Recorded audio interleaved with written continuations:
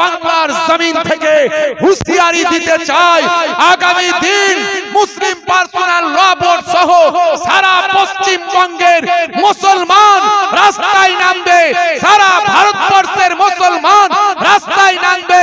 কে ওয়াফাদার আর কে গাদ্দার, কাকে ভোট দিয়ে গাদ্দারি করা হচ্ছে আমরা দেখতে চাই। মুসলমানদের সঙ্গে গাদ্দারি করলে আমরা তাদের গঙ্গায় ছুঁড়ে ফেলে দেবো ইনশাআল্লাহ। পারবো তো ইনশাআল্লাহ? আগামী দিন পথে নামবেন তো? প্রয়োজনে পথে নামবেন তো?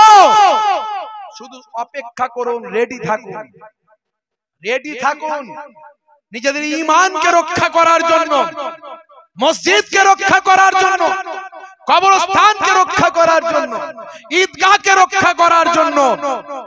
দরকার হলে নিজেদের ভাই আমার গণতান্ত্রিক পদ্ধতিতে যদি রক্ত ঝরাতে হয়, ঝরাতে হবে আমাদের ভবিষ্যতের জন্য। সেই সময় চলে এসেছে মুসলমান, তোমার ঈমানি পরীক্ষার সময় চলে এসেছে মুসলমান। আপনার দাদর দেওয়া, আপনার দাদু আল্লাহওয়ালা মানুষ ছিল, তার সম্পত্তি অনেক ছিল, 200 বিঘে। চিন্তা করলাম আমার 2 বিঘে দিত কাজ হয়ে যাচ্ছে, 2 বিঘে দিত আমার কাজ হয়ে যাচ্ছে, আমার ছেলে পুলেও তেমন কেউ নাই, তা আমার জন্য 10 বিঘে রাখি। 190 বিঘে আমার কওমের, আমার সম্প্রদায়ের মানুষ, গরিব মানুষ, তারা পিছিয়ে পড়েছে, তাদের শিক্ষা দীক্ষার দরকার, তাদেরকে ডেভেলপমেন্ট করতে হবে।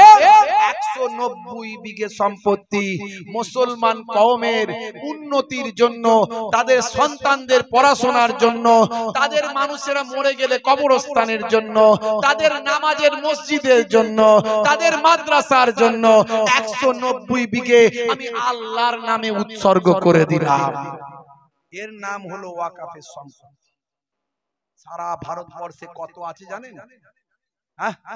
এই যে বললাম রেলের জায়গা আছে, রেলের সম্পত্তি 1 নাম্বার, 2 নাম্বার সেনাবাহিনীর সম্পত্তি 2 নাম্বার, 3 নাম্বার হলো আমার আপনার 14 পুরুষের সম্পত্তি। সেই সম্পত্তিগুলোকে দেখাশোনা করতো এতদিন কারা? এতদিন দেখাশোনা করতো, যাই হোক নাই হোক আমাদের ঘরের লোকেরাই। মুসলমানদের একটা করে বোর্ড দেওয়া ছিল, কমিটি করা ছিল, সেটা হচ্ছে ওয়াকাফ বোর্ড। সেই ওয়াকাফ বোর্ডের বললো তোরা দেখাশোনা করবি, তোরা কিভাবে ব্যবহার করবি তোরা বুঝে নিবি। এতদিন সেভাবে চলছে। এই সুযোগে কিছু মুসলমানদের লোকজন কি করলো, তারা কিছু বিক্রি করে দিল, কিছু বেদখল হয়ে গেল, কিছু মেরে মুড়ে খেতে লাগলো, কিছু নেতা সেখানে হাত মারলো, কিছু জন বললো 99 বছরের লিজ নিয়ে নিচ্ছি, 1 টাকা করে দেব। বুঝতে পারছি ধর্মতলা চত্বরে অনেক প্রপার্টি আছে ওয়াকাফের সম্পত্তি, বুঝতে পারছেন? দিল্লিতে আছে, বোম্বাইতে আছে, সারা ওয়েস্ট বেঙ্গল অনেক জায়গায় আছে। এ ওকে জবরদখল করে রেখেছে, ওকে জবরদখল করে রেখেছে। এই দরকার ছিল ওই জবরদখল গুলো উদ্ধার করা, তা না করে কেন্দ্র সরকারের নজর পড়ে গেল সেদিকে। তোরা তো অনেকদিন সবাই মেরে মুড়ে খেলি, এবার আমি কিছুটা খাই। বুঝতে পারছো? কি করতে হবে? আইন করতে হবে, আইন করতে হবে। কি আইন? না এমন একটা আইন আসবে যেটা হচ্ছে সংশোধনী আইন। সংশোধনীর নাম করে তোদের জায়গা চাবি থাকবে আমার হাতে, তোমাদের এই কমিটি থাকবে, আলাদা কমিটি হবে, ওসব বোর্ড ফোর্ড কিছু থাকবে না। ওই কমিটিতে আমার সরকারি প্রতিনিধি থাকবে। বুঝতে পারছো? আমার সরকারি প্রতিনিধি থাকবে, তাতে অমুসলিম থাকবে, অমুসলিম প্রতিনিধি, সরকারি প্রতিনিধি থাকবে। আপনার জায়গা, আপনার বাপের দেওয়া, আপনার দাদুর দেওয়া সম্পত্তি, সেখানে সরকারি প্রতিনিধি থাকবে, কেন্দ্র সরকার বলছে। আর সেখানে মুসলমান নাই, অমুসলিমও থাকবে।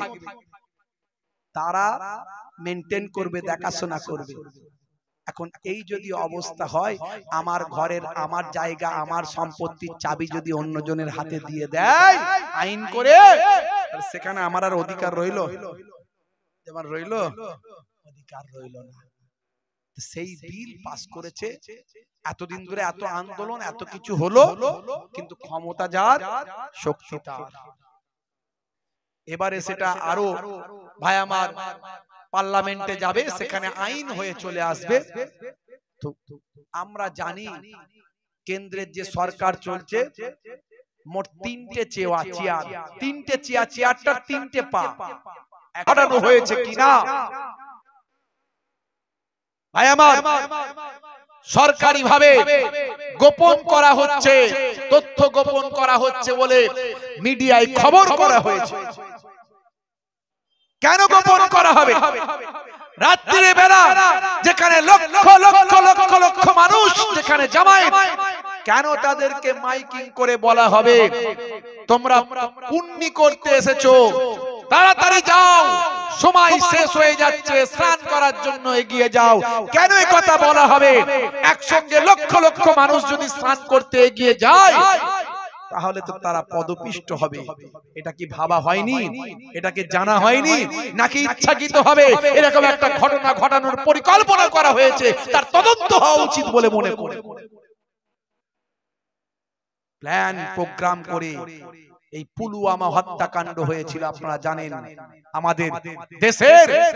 আমাদের দেশের গৌরব, যারা আমাদের দেশকে সর্বদা পাহারা দিচ্ছেন, সেই পুলওয়ামা ভাই আমার যে সমস্ত সোলজার যারা আমাদের দেশের রক্ষাকারী, যারা নিজেদের জীবনকে বিপন্ন করে দেশের জন্য সদা জাগ্রত, তাদের এত গাড়ি আসছে, সেই রোডটা কি করে সেখানে জঙ্গি অ্যাটাক হলো, এটা কি তদন্ত করে এখনো পাওয়া গেল না?